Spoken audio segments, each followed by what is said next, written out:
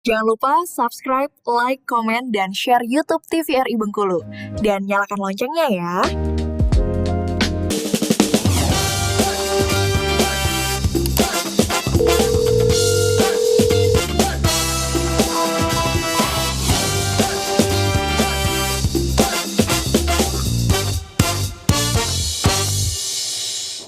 Ya, pemirsa, kembali lagi tentunya di Dokter Kito bersama Kita Sehat. Nah dokter, mungkin kembali lagi kita dengan migrain ini kan bisa dikatakan cukup simple tapi cukup berat juga gitu ya dokter ya. Jadi mungkin masyarakat juga masih kebingungan nih bagaimana tata laksana yang baik dan benar. Apakah memang mereka bisa langsung ke apotek untuk membeli obat ataukah mungkin hanya istirahat saja, tapi untuk tata laksana yang baik dan benar itu seperti apa nih dokter? Jadi untuk tata laksananya sendiri itu ada namanya tujuan terapi atau tujuan tata laksana pada migrain ini sendiri ya. Yang pertama itu kita tuh hanya untuk menurunkan frekuensinya tadi ya.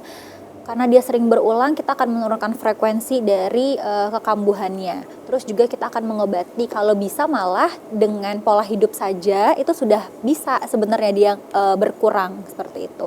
Kalau misalnya memang nyeri kepalanya itu dia memberat ya, boleh ke fasilitas kesehatan. Biasanya nanti kita akan konsultasikan dulu terlebih dahulu. Kalau memang itu memang migrain, akan ada obat-obatannya juga yang akan diberikan dari puskesmas itu sendiri. Biasanya golongan NSAID ya, terus juga nanti ada golongan triptan gitu, ada juga.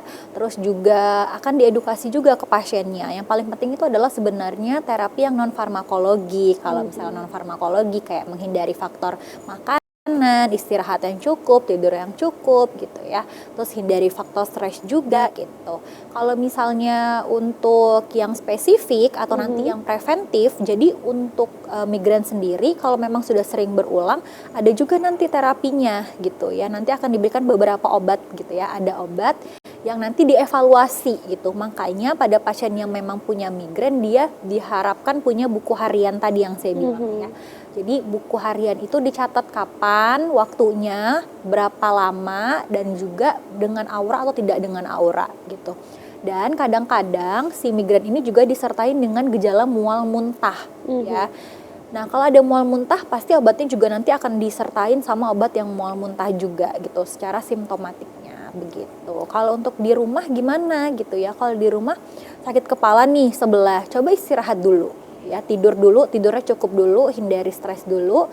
Kalau misalnya memang masih boleh kalau ada paracetamol di rumah, boleh diminum dulu obat paracetamolnya. Itu juga kan bukan hanya obat demam ya paracetamol itu, tapi juga obat untuk ada anti nyerinya gitu. Kalau masih berulang juga besoknya masih memberat juga, boleh nanti datang, nanti kita akan berikan obat selanjutnya seperti itu. Baik, jadi memang kalau bisa dikurangin dulu aktivitasnya ya dokter ya, karena memang penyebabnya tadi juga banyak ya, bukan hanya satu hal tapi juga banyak hal-hal yang mungkin bisa mendorong penyakit ini bisa timbul tentunya.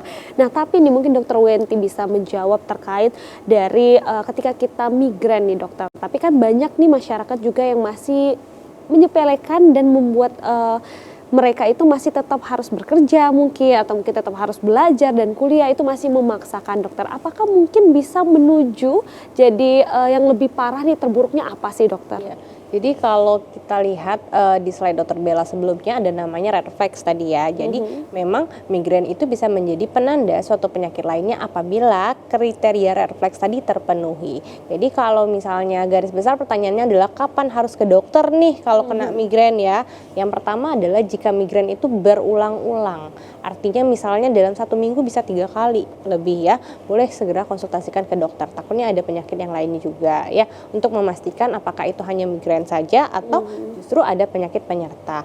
Kemudian jika migrain disertai dengan defisit neurologis, artinya ada kelainan pada sarafnya atau gangguan pada sarafnya, misal tiba-tiba kelemahan anggota gerak atau pusingnya tiba-tiba matanya nggak bisa kebuka. Nah itu boleh langsung segera konsultasikan ke dokter ataupun ke rumah sakit terdekat. Kemudian kalau misalnya migrainnya sangat sakit sekali ya, kalau kita kategorikan fast atau yang rasa nyerinya itu mungkin 10 atau 9 sampai bergerak pun nggak bisa lagi. Nah itu boleh segera konsultasikan ke dokter. Kita takutnya bukan hanya migrain saja, ternyata merupakan tanda dari penyakit lainnya. Baik dokter, jadi Kalau misalnya untuk migrain sedikit masih bisa berdiri dan beraktivitas tidak apa-apa ya artinya dokter ya? Usahakan untuk tadi mengurangi faktor resikonya. Kemudian kalau ada obat simptomatis seperti paracetamol di rumah boleh dimakan dulu. Paracetamol kan cukup aman ya, dan boleh dibeli bebas dan istirahatkan dulu. Istirahat dulu ya dokter, baik. Nah dokter Bella, terkait pencegahan sendiri itu seperti apa nih terkait migrain atau sakit kepala sebelah? Jadi sebenarnya kita ulang-ulang ya, memang kalau misalnya migrain itu sendiri yang kita harus cegah tadi yang pertama faktor resikonya ya, makanan tadi, olahraga cukup, tidur cukup. Nah, terus juga kalau misalnya pada ibu-ibu yang memang pakai KB ya, KB hormonal, misalnya pil ya, itu kan dia punya namanya estrogen, hormon estrogen di dalam itu. Nah, bisa kalau misalnya memang suka migrain dan migrainnya suka berulang, itu bisa dikurangin konsumsinya gitu, atau dikonsultasikan lah dengan jenis KB-nya gitu ya. Karena malah udah minum obat KB terus juga malah jadi makin sakit kepala gitu ya, itu kan jadinya mengurangi aktivitasnya ibu-ibu juga gitu ya. Apalagi salah satu faktor resikonya juga yang paling sering tuh wanita gitu. Jadi kalau misal memang konsumsi ada obat KB yang hormonal terutama pil, itu boleh nanti dikonsultasikan. Terus juga istirahat yang cukup ya, tidurnya juga, terus pekerjaan kalau misalnya beban stres itu juga harus dikurangin. Itu aja sih kalau pencegahannya. Baik dokter. Nah kalau ngomongin masalah tadi kan berarti kita harus tetap hidup sehat, terus pola makan tadi juga dijelaskan oleh dokter Wenti harus makan makanan yang sehat juga. Nah banyak juga masyarakat ini yang mungkin makannya kurang sehat itu dibantu dengan vitamin dokter. Apakah vitamin ini bisa membantu untuk menggantikan asupan tersebut ataukah hanya beberapa persen saja nih dokter? Jadi kalau misalnya untuk vitamin sendiri, namanya juga multivitamin gitu ya, hanya untuk membantu aja. Tapi sebenarnya yang membantu dalam diri kita itu sendiri adalah respon imun kita gimana. Respon imun kita sendiri itu juga dapat dari diri kita. Jadi dari faktor tidur, dari makan apa, makanan yang kita makan gitu.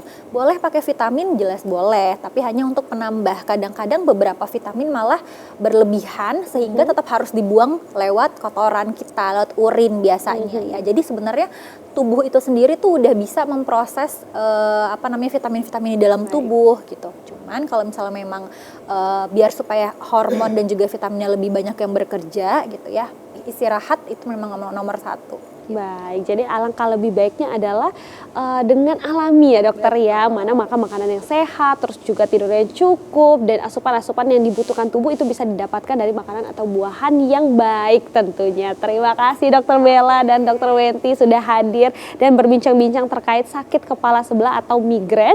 Dan buat pemirsa di rumah jangan lupa saksikan terus Dokter Kito setiap Senin hingga Jumat pukul 10 pagi hanya di TVRI Bengkulu. Saya Afifah Mansyah pamit undur diri dan sampai jumpa.